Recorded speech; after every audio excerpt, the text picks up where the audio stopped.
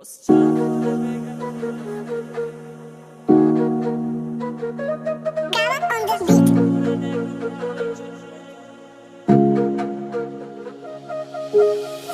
باره بگم که دوست دارم و اصلا که توی فکر و خیالم و چند باره نگاهم به چشم تو میمیرم واسه هر نگاه تو. باز چند باره بگم که دوست دارم و اصلا که توی فکر و خیالم. باز چند باره نگاهم به چشم تو میمیرم واسه هر نگاه تو. باز چند باره بگم که دوست دارم اصلا که توی فکر و خیالم. باز چند باره نگاهم به چشم تو میمیرم واسه هر نگاه تو.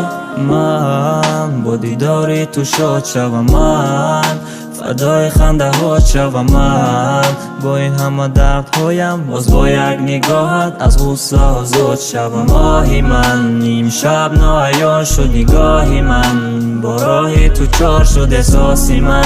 این همه تنهایی این خانه هم نستی اصلا تو کجایی؟ هر بار عشق میریزد این چشمان، درد و پنهان میشود زیر لبها. زیر بارانی سرد من تنها بگذار بمیرم و بین غم. باز چند باره بگم که دوست دارم و اصلا که توی فکر و خیالم. باز چند باره نگاهم به چشم تو میمیرم واسه هر نگاه تو. باز چند باره بگم که دوست دارم اصلا که توی فکر و خیالم. باز چند باره نگاهم به چشم تو میمیرم واسه هر نگاه تو.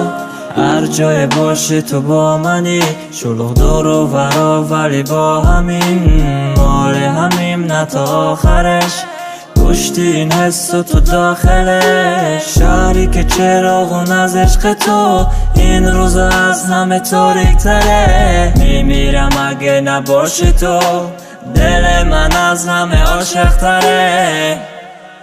باز چند باره بگم که دوست دارم و اصلا که توی فکر و خیالم. باز چند باره نگاهم به چشم تو میمیرم واسه هر نگاه تو. باز چند باره بگم که دوست دارم اصلا که توی فکر و خیالم. باز چند باره نگاهم به چشم تو میمیرم واسه هر نگاه تو.